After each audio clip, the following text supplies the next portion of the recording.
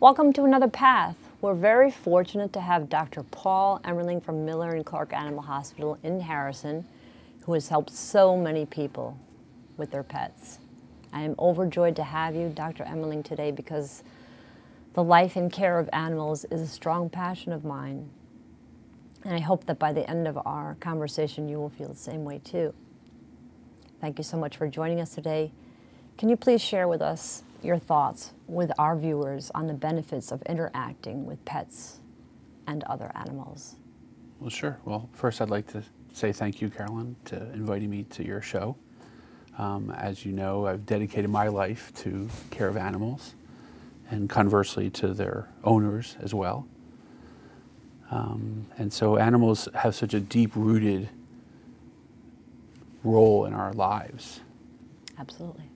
And the interactions between the owners and their animals and the animals and their owners, it just pervades everything that we do every day, Yes. especially as pet owners.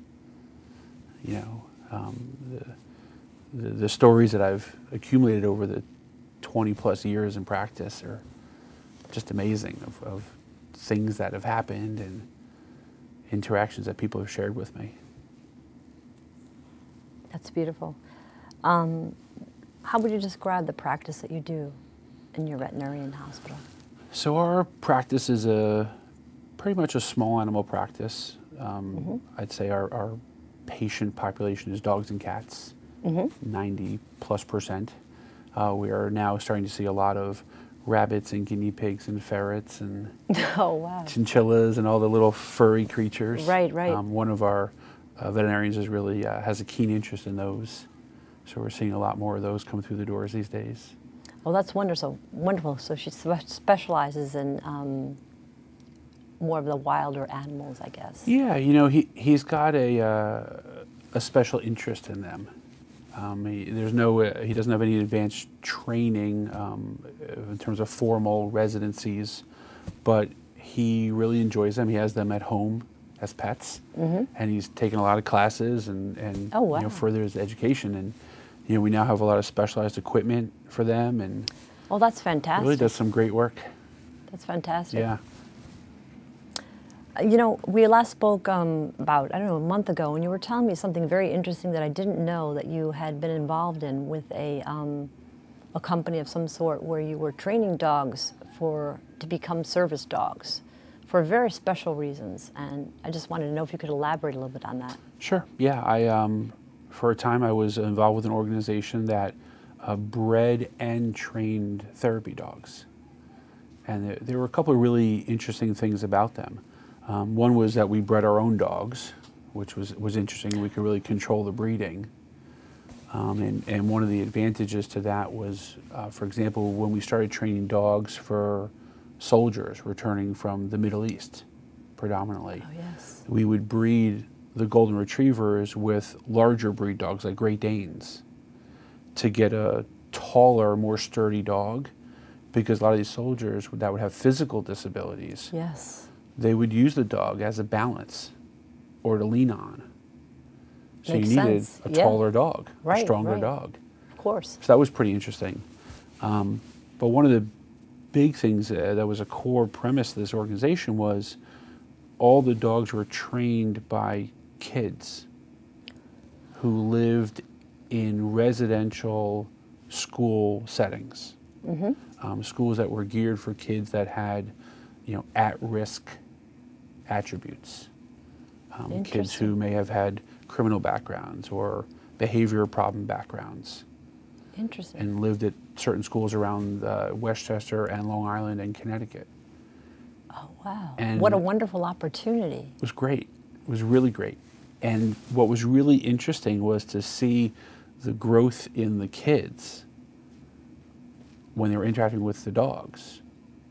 You take a kid who maybe had a criminal background, you know, a tough kid who you know, Yes. threw off the persona of not caring about anybody. And all of a sudden they're responsible for this 8-week-old puppy and to care for it and feed it and groom it and bathe it and train it.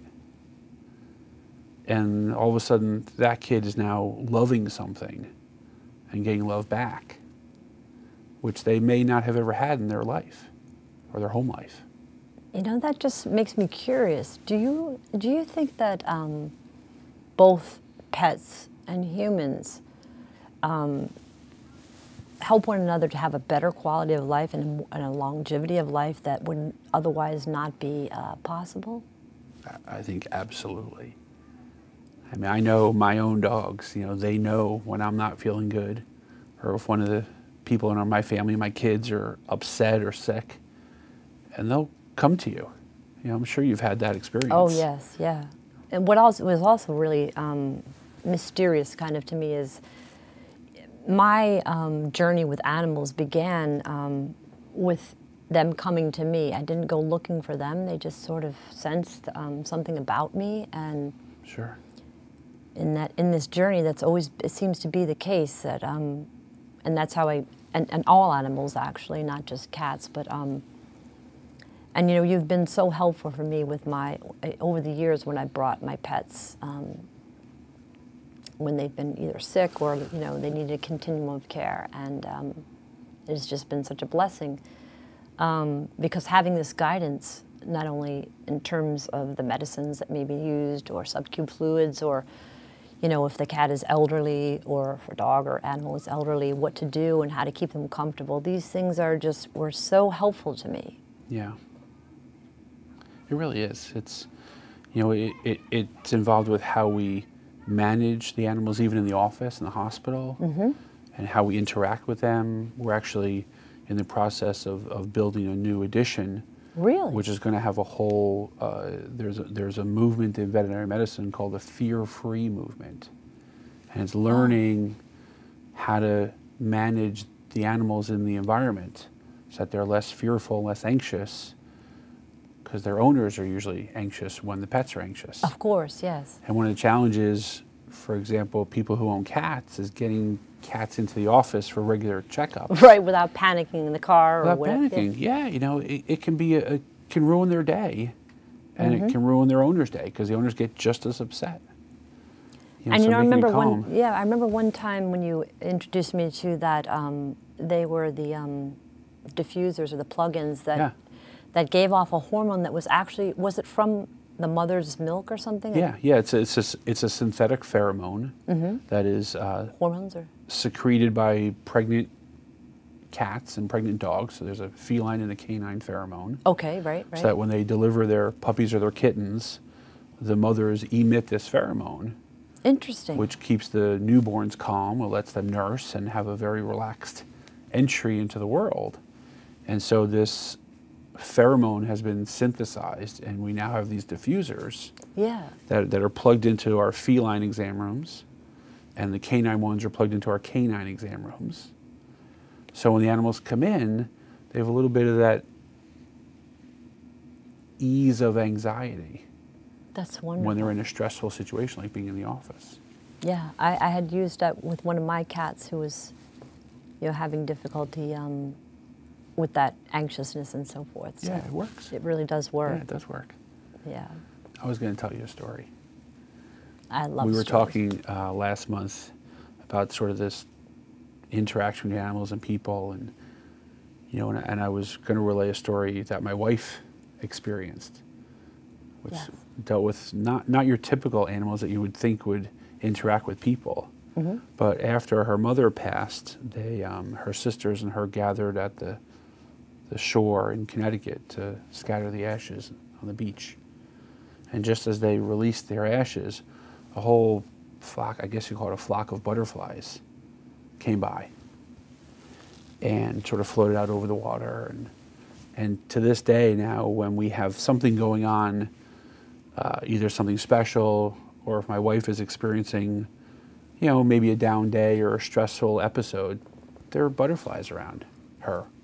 That's so magical. And they'll land on a bush or they'll land nearby. And so certainly not a typical animal that you would think would bring you comfort like a dog or a cat. But butterflies. Yeah. Yeah. That's very unique. So that was pretty special, and it happens repeatedly. So you know it's not just a coincidence. No, it's not a coincidence. Yeah.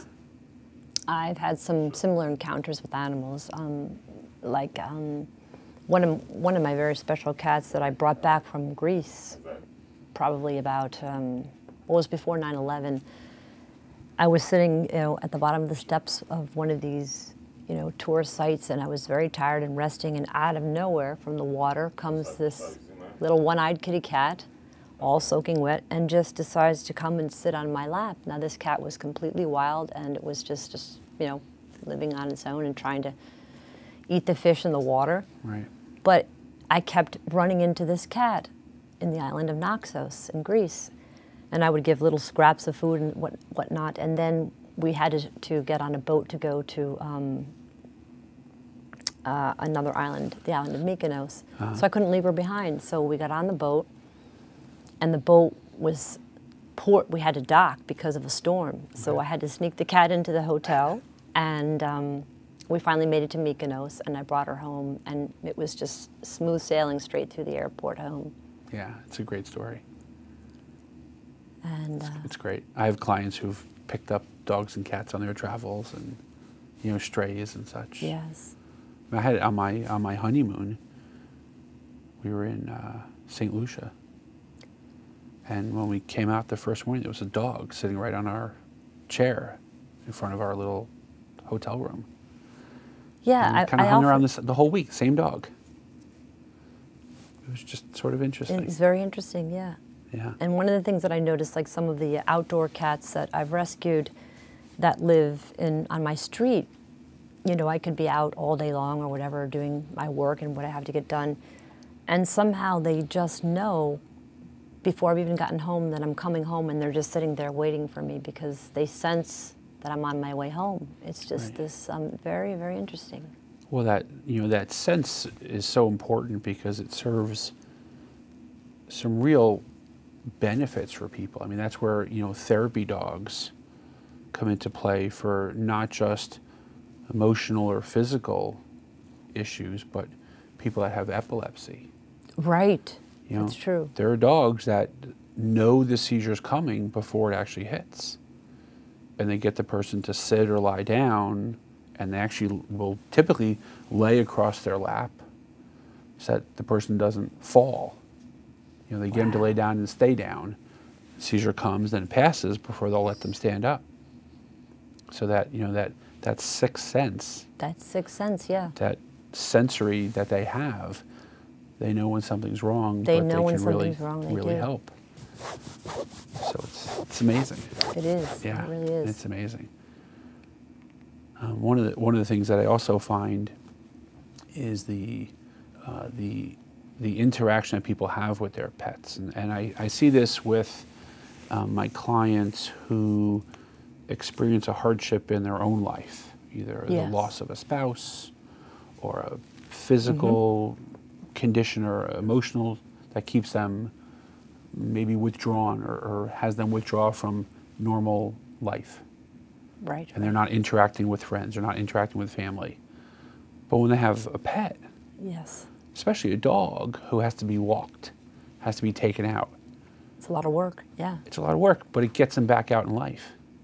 Yes, and that's what makes me wonder, does the connection between animals and humans sometimes give us this reason to keep on going, both for the animals and the people? I absolutely think so.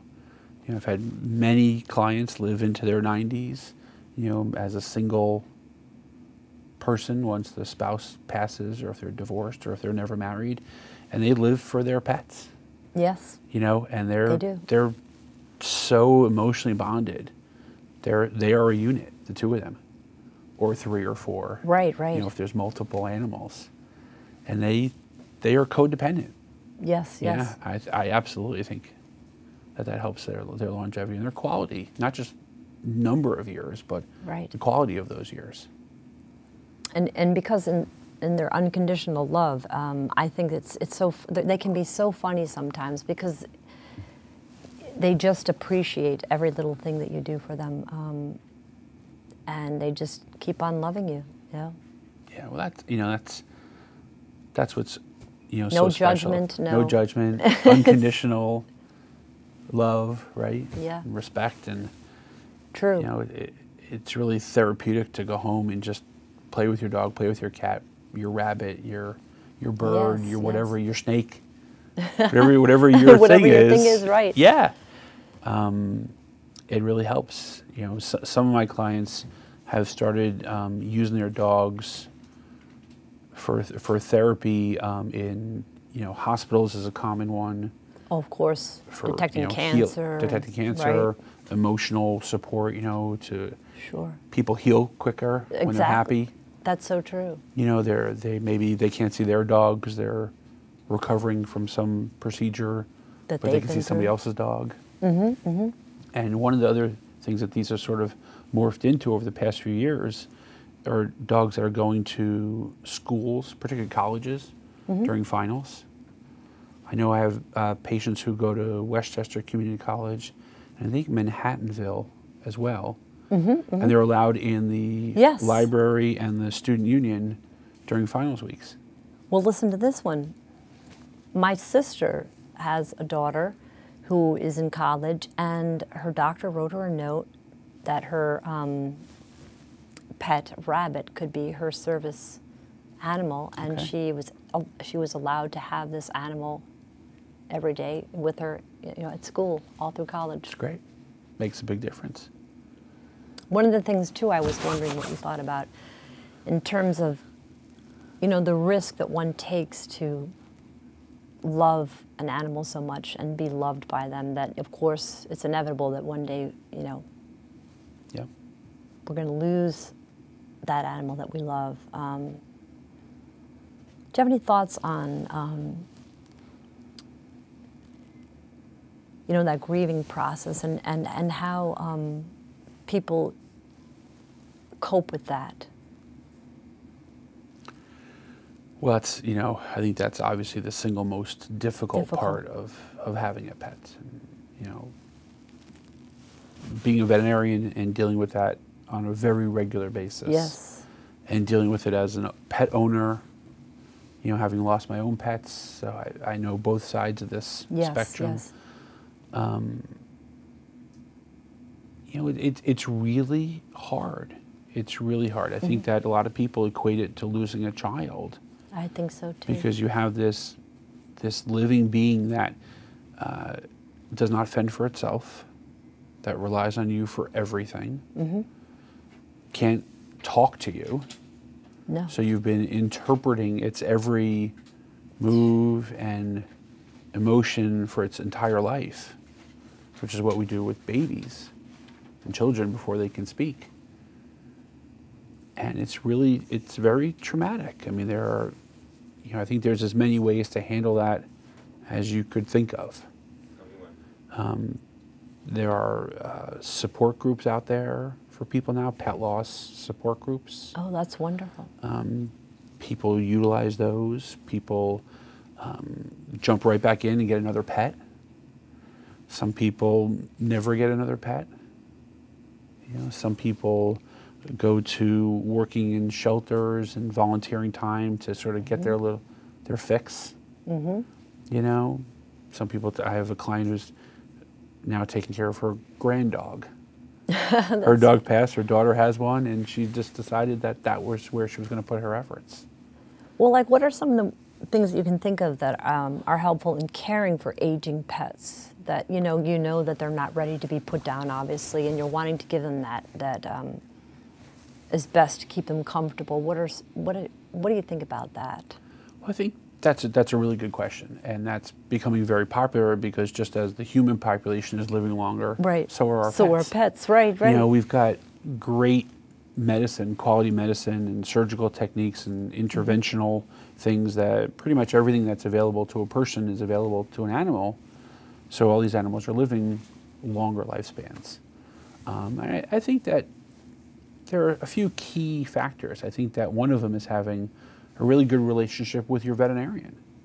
Yes. You know, because there's all these medical issues that come up, and if you don't have that good relationship, you may not recognize when something's wrong.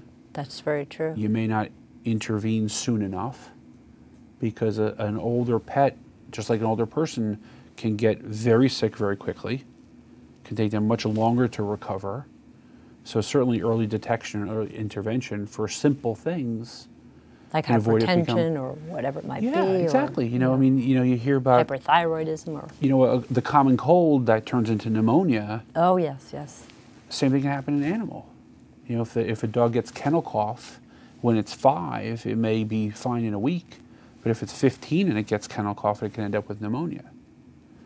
And if you don't have that relationship. So I think that's really important. I think also just being really in tune with your pet's normal behaviors. Behaviors like eating, bathroom habits, sleeping. Yep. You know, it comes up every day when people say, well, you know, he's coughing. Well, my first question is always, well, has he always coughed? And sometimes they stop and they say, oh, yeah. Yeah, he's coughed a little bit since he's been a puppy or since he's been a kitten. Okay, maybe not such a big deal. Or, no, it started last week and now it's getting worse. So it's knowing their norms and really paying attention to it. That's true too, yeah. Making sure everybody in the family is aware of it. And I think the other thing is making sure that you've got sort of physical issues that are managed. You know, if your cat eats off the counter, but now it has trouble jumping, you can't keep feeding him on the counter. Right. He's going to maybe fall if he tries to jump on that counter and doesn't make it. Or if he can't make it down the stairs to use the litter box or whatever it might be, then move the litter box where it's convenient for them. You know, if he can't get, he's going to soil in the house. Right. Or if they can't get the food, they're not going to eat and lose weight. Right. And all of a sudden, we're worried about weight loss when the reality was they just couldn't get to their food. And in terms of food, do you think that diet is really critical too in the longevity and health of an animal? I do. I think, you know, having a good high quality diet is very important, just like for people. Having it be well balanced is important. And again, consistency and consistency with a diet and consistency with their age or their limitations. If they need special foods, you know, over the years, your cats, we've utilized special foods for different problems. And it can make a world of difference, especially when it comes with cats. Oh, we know how much cats love to take medicine. Yeah, oh, sure. Right? So getting those little pills down or whatever, right? Right, certainly a challenge. And certainly that can deteriorate your relationship with your cat if you're trying to shove pills in them or get them to eat something that they don't want to eat. It's difficult, you know. Yeah, but so you got to do what you got to do. You got to do what you got to do. You know, we have therapeutic diets that can manage some problems without medicine. That's fabulous. You know, that's kidney diets and diets for heart disease or arthritis. So there's and you know, again, that sort of goes back to your relationship with your veterinarian. Yes. If you don't have that, you're not talking to them. You're not talking about it. You don't know what's available to you for your pet. You know, I never grew up with, my brother had dogs, but I didn't have any pets growing up until later on in life, like in my early 20s, when they started to come to me. So what do you think the benefits are, the difference between people that have actually grown up with them as kids, as opposed to, I guess it goes back to what you were saying about kids that were maybe troubled and then they suddenly are able to nurture an animal, what a difference that makes.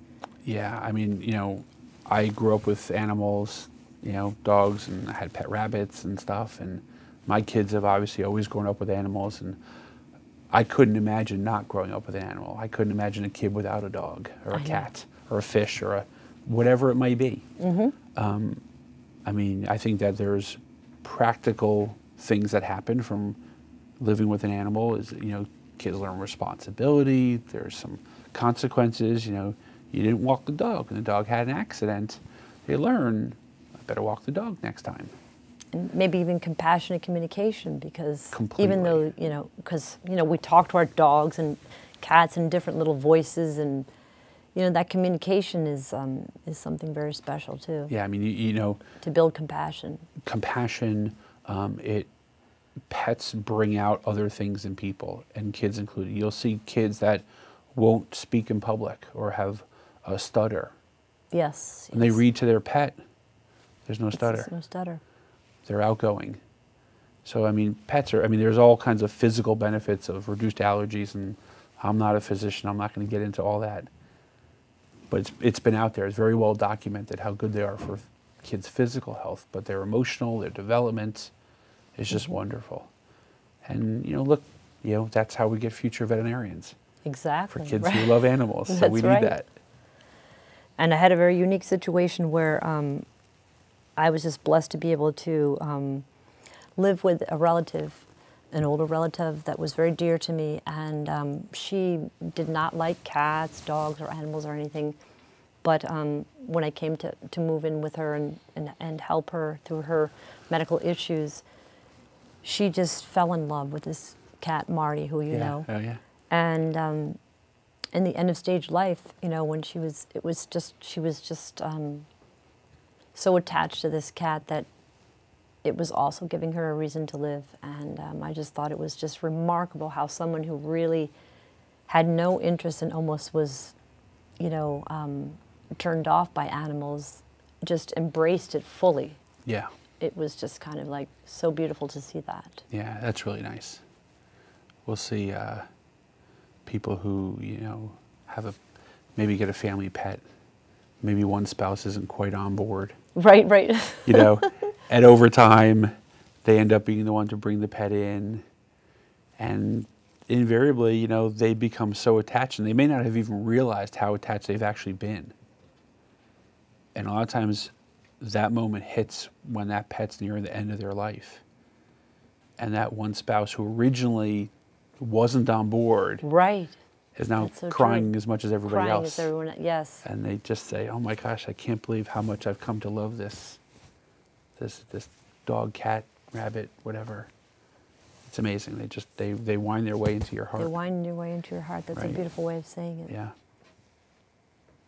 Well, I just can't thank you enough again for coming and giving all of your wisdom and wealth of knowledge, and especially for really putting forth just how very valuable the connection, the loving connection is between animals and their pets, and nature speaking to us in these mysterious ways that just change our lives forever. Yeah, for the better. For the better. Absolutely, it's my pleasure. Thank you so much, Dr. Great, Emily. you're welcome. Thank you for being a part of this journey with Dr. Paul Emmerling. I hope you join us next time on Another Path.